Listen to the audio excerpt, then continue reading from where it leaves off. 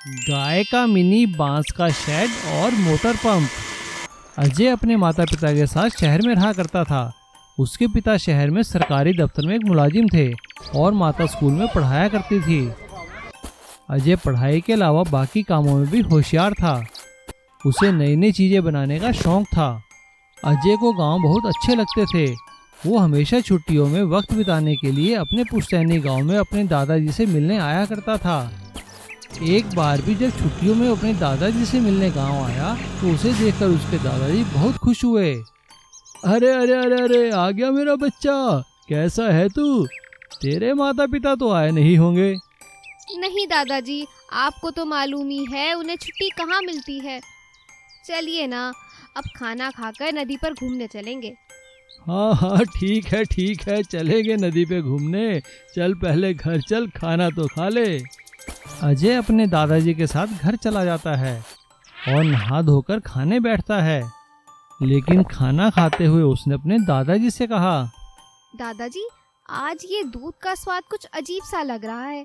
क्या ये हमारी भैंस का दूध नहीं है? हाँ बेटा, आजकल हमारे गांव में एक अजीब सी समस्या पैदा हो गई है।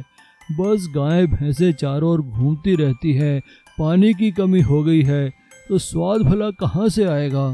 अजय जब अपने दादाजी के साथ गांव में घूमने निकला तो वो देखकर हैरान रह गया। गांव में जितनी भी लोहे की चीजें थी सभी गल चुकी थी। सारे पशु गांव में इधर उधर घूम रहे थे और फसलों को खा रहे थे। गांव में पानी की कमी थी क्योंकि कोई भी पानी की मोटर चल नहीं रही थी। ये सब देखकर उसने अपने दादाजी से पूछा, अरे दादाजी, इन सब की हालत ये कैसे हो गई?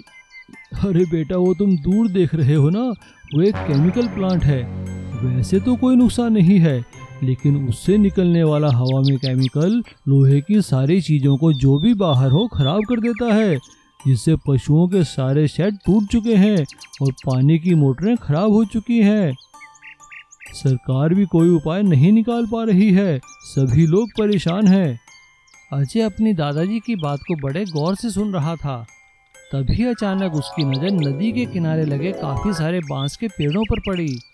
इतने सारे बांसों को देखकर अजय को एक आइडिया आया। उसने अपने दादाजी से काफी सारे बांस तोड़कर अपने घर लाने के लिए कहा। उसके दादाजी ने उसकी बात मान ली और 2 मजदूरों को बोलकर काफी सारे बांस अपने घर मंगवा लिए। अगले ही दिन अजय उसे कुछ बनाने लगा। उसने देखते ही देखते गाय भैंसों को बांधने के लिए बांस का एक मिनी शेड बनाया, जिसमें अपने दादाजी की गाय और भैंसों को बांध दिया। और उसने दादाजी की जमीन पर बांस का एक बोरवेल किया और उसमें बांस से बना एक पंप बनाया, जिससे पानी बाहर निकलने लगा। अब उसके दादाजी की दोनों समस्या दूर हो गई थी। एक तो पानी मिलने लगा था और दूसरे पशुओं को बांधने के लिए शेड बन गया था। ये देखकर दादाजी बहुत खुश हुए। अरे वाह बेटा, तूने तो कमाल कर दिया। ये बांस तो केमिकल से गलेगा भी नहीं। दादाजी ने सभी गांव वालों को बांस से बना मिनी गाय का शेड और मिनी मोटर पंप दिखाया। गांव वालों को ये आइडिया बहुत अच्छा लगा। सभी लोगों ने अजय से रिक्वेस्ट करके अपने लिए मिनी पंप और गाय का शेड बनवाया। अब पूरे गांव की सूरत बदल चुकी थी। सारे पशु शेड में बंद थे और गांव के खेतों और लोगों को पानी फिर से मिलने लगा था। छुट्टियां खत्म होते ही जब अजय शहर जाने लगा तो सभी गांव वालों ने उसका धन्यवाद किया। 5 जादुई मुर्गियां। गांव से काफी दूर, गांव के एकदम बाहर, एक दिन एक बहुत अच्छा संत भ्रमण कर रहा था। संत के मन में एक ऐसी जगह की तलाश का विचार था जहां पर वो आराम से अपना ध्यान लगा सके और प्रभु से बात कर सके।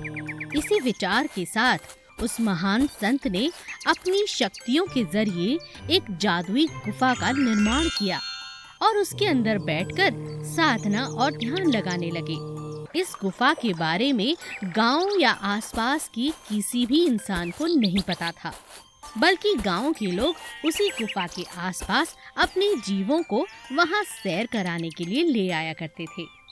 एक दिन चंदा भी अपनी 5 मुर्गियों को वहां सैर कराने के लिए लेकर आती है।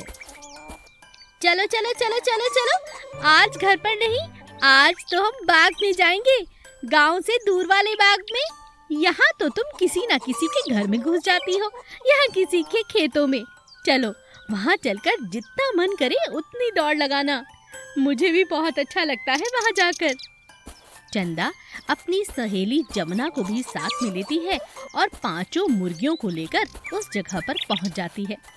जमुना, मैं तुझे इसीलिए साथ में लेकर आई हूँ कि हम दोनों भी खूब मजे करेंगे। मेरी 5 मुर्गियों को घूमने फिरने का बहुत शौक है, पर तुम तो जानती हो गांव में अगर किसी के घर चली गई ना तो कोई देने वाला नहीं। हाँ, ये तो तूने ठीक कहा चंदा, ये जगह अच्छी है, हम यहाँ रोज आ सकते हैं। हाँ, कल भी आएंगे। चंदा और जमुना को वहाँ बहुत मजा आता है। अगले दिन दोनों फिर से 5 मुर्गियों को लेकर वहाँ सैर के लिए निकल जाती हैं। लेकिन थोड़ी देर बाद दोनों इतनी बातों में मस्त हो जाती हैं कि मुर्गियाँ अचानक दिखनी बंद हो जाती हैं।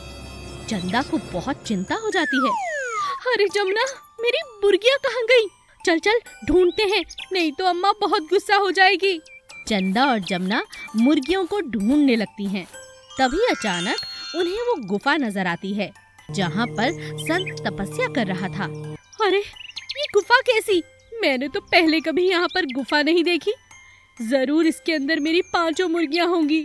चंदा जोर जोर से आवाजें लगाने लगती है। अरे मेरी मुर्गियों, बाहर आ जाओ। चंदा की आवाज से अंदर बैठे हुए संत का ध्यान भटक जाता है और वो गुफा से बाहर आते हैं। नमस्कार। क्या बात है, तुम दोनों काफी परेशान लग रही हो। चंदा सारी बात संत को बताती है। संत अपनी गुफा में वापस अंदर आते हैं और देखते हैं कि 5 मुर्गियां उनकी खटिया के एकदम पास बैठी हुई हैं। संत बाहर आके चंदा से कहते हैं, तुम यहीं रुको, मैं अभी तुम्हारी 5 मुर्गियों को लेकर आता हूँ। एक एक करके 5 मुर्गियां बाहर आ जाती हैं। चंदा बहुत खुश हो जाती है और वो अपने घर जाने लगती है। तभी संत उससे कहता है, रुक जाओ बेटी, अब ये तुम्हारी मुर्गियां पहले जैसी नहीं रही, ये अब जादुई मुर्गियां हो चुकी हैं। इनके आम अंडे नहीं, सोने के अंडे आएंगे। जाओ, लेकिन किसी को इस बारे में मत बताना। ठीक है बाबा। चंदा अपनी 5 मुर्गियों को लेकर घर आ जाती है और अब वो बहुत धनवान बन जाती है। चिंकी सरसपुर में अपने माता पिता के साथ रहा करती थी। उसके पिताजी किसान थे और अपने छोटे से जमीन के टुकड़े पर बहुत मेहनत किया करते थे। उनकी बस एक ही इच्छा थी कि किसी तरह चिंकी को पढ़ा लिखाकर बहुत बड़ा इंसान बनाए। चिंकी अपने पिता से बहुत प्यार किया करती थी। एक दिन चिंकी जब स्कूल से घर वापस लौट रही थी, तभी उसने देखा कि कुछ बच्चे एक बूढ़े बैल को तंग कर रहे थे। चिंकी ने वहां जाकर उन बच्चों से कहा, अरे रामू, श्यामू, तुम इस बैल को तंग क्यों कर रहे हो? और चिंकी ने सभी बच्चों को वहां से भगा दिया। चिंकी बैल को पानी पिलाती है और चारा खिलाती है, लेकिन चिंकी बैल की हालत देखकर सोचती है, क्यों ना मैं इसे अपने घर ले जाऊं? घर में माँ बाबूजी इसे देखकर बहुत खुश होंगे और इसकी अच्छे से देखभाल भी हो जाएगी। और चिंकी उस बैल को अपने घर ले आती है। चिंकी के साथ बैल को देखकर उसके माता पिता हैरान होते हैं। अरे चिंकी बेटा, ये बैल कहाँ से ले आए तुम? चिंकी उन्हें सारी बात बताती है। बेटा, तुम्हें तो पता है ना, हमारे खुद खाने के लाले पड़े हैं, हम इस बैल को क्या खिलाएंगे। चलो, अब तुम ले ही आई हो तो ये हमारा मेहमान है, हम इसकी खूब सेवा करेंगे। अच्छा ठीक है, मैं इसे अंदर बांध देती हूँ और इसके घाव पर दवा लगा देती हूँ। चिंकी और उसके माता पिता बैल की खूब सेवा करते हैं। कुछ ही दिनों में बैल बिल्कुल ठीक हो जाता है, लेकिन वो कहीं जाता नहीं है, वो उनके ही घर रहता है। एक दिन चिंकी की माँ ने चिंकी से कहा, अरे बेटा चिंकी, जरा जाकर खेतों में अपने पिताजी को खाना तो दे आओ। ठीक है माँ। चिंकी रोटी लेकर खेत की ओर चल पड़ती है और वो बैल भी उसके पीछे पीछे खेतों की तरफ चलने लगता है। चिंकी उसे खेतों में देखकर हैरानी से पूछती है, अरे तुम यहाँ पर कैसे? चिंकी की बात सुनकर वो बैल बोलने लगता है। बैल को बोलता देख चिंकी और उसके पिता हैरान हो जाते हैं। मैं एक जादुई बैल हूँ मैं यहाँ पे तुम्हारी परीक्षा लेने आया था। तुमने मेरी बहुत सेवा की है, मुझे ठीक किया है। अब मेरी बारी है तुम्हें इनाम देने की। ऐसा कहते ही बैल हल लेकर पूरे खेत में घूमने लगा और उसने देखते ही देखते पूरे खेत में फसल की जुताई कर दी और एक जगह खड़े होकर वो पैरों से कुछ खोदने लगा। काफी देर खोदने के बाद वहां से एक सोने का भरा घड़ा निकला। बैल ने वो घड़ा निकालकर चिंकी के पिताजी को दे दिया और तभी अचानक वहां एक तंदुरुस्त बैलों की जोड़ी भी आ गई। बैल ने चिंकी के पिता से कहा, मैं अब जा रहा हूँ। ये बैलों की जोड़ी तुम्हारी खेती में मदद करेगी और ये सोना चिंकी की पढ़ाई लिखाई के लिए।